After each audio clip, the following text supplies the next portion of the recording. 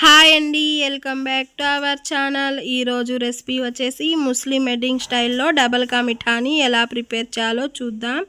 మా వీడియోని first time చూస్తున్నట్టయితే మా ఛానల్ని సబ్స్క్రైబ్ చేయండి.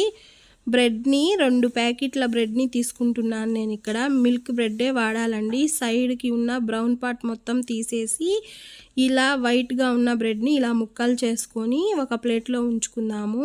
డీప్ ఫ్రైకి సరిపడా ఆయిల్ వేసుకొని మనం కట్ చేసుకున్న బ్రెడ్ ముక్కల్ని బాగా డీప్ ఫ్రై చేసుకోవాలి. ఈ బ్రెడ్ అనేది మంచి కలర్ రావాలండి. ఇలా కలర్ వస్తే సరిపోతుంది. ఇప్పుడు తీసి ఒక జాలి గెంట్లో వేసుకున్నాము.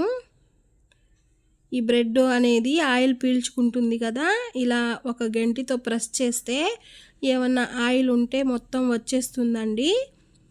ఒక ప్లేట్లో తీసి ఉంచుకుందాము. అలాగే మిగతా బ్రెడ్ని కూడా ఫ్రై చేసి ఉంచుకుందాము.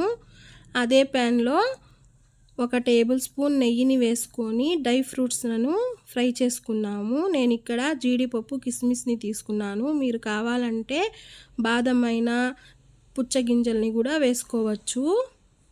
ఈ ఫ్రై చేసుకున్న వాటిని పక్కన ఉంచుకున్నాము. అదే నెయ్యిలో మనం 2 గ్లాసుల షుగర్ని వేసుకోవాలి.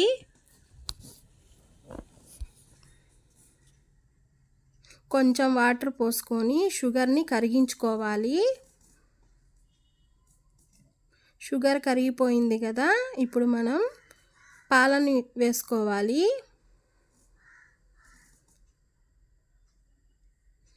ఈ పాలను కూడా మొత్తం కలిసేలాగా కలుపుతూ మరిగించుకోవాలండి. పాలు అనేవి ఇలా పొంగుతున్నప్పుడు 1 స్పూన్ నెయ్యిని వేసుకుందాము. ఇలాచీ పౌడర్ని కూడా వేసుకోవాలి. పాలు అనేవి ఇలాగా గడ్డల్లాగా అవుతాయి, అయితే ఏం భయపడాల్సిన అవసరం లేదండి. బ్రెడ్ హల్వాలో మనం కోవా వాడకపోయినా ఆ పాలు అనేది కోవాలాగా మంచిగా ఉంటుంది. మనం ఫ్రై చేసుకున్న బ్రెడ్ ముక్కలను ఆ షుగర్ సిరప్లో వేసేసి ఒక 5 మినిట్స్ వరకు ఈ బ్రెడ్ని ఉడికించుకోవాలి.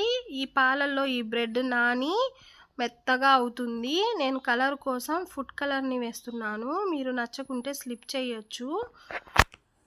ఇప్పుడు ఉడికిన ఈ బ్రెడ్ని మంచిగా కలుపుకొని మనం ఫ్రై చేసుకున్న జీడిపప్పులను వేసుకుంటే డబల్ కా మిఠా అనేది రెడీ అయిపోయిందండి. మీరు కూడా ట్రై చేసి మీకు ఎలా వచ్చిందో నాకు కామెంట్ ద్వారా కామెంట్ చేయండి. నచ్చితే లైక్ చేయండి, షేర్ చేయండి. మరిన్ని వీడియోల కోసం మా ఛానల్ని సబ్స్క్రైబ్ చేయండి. Thanks for watching.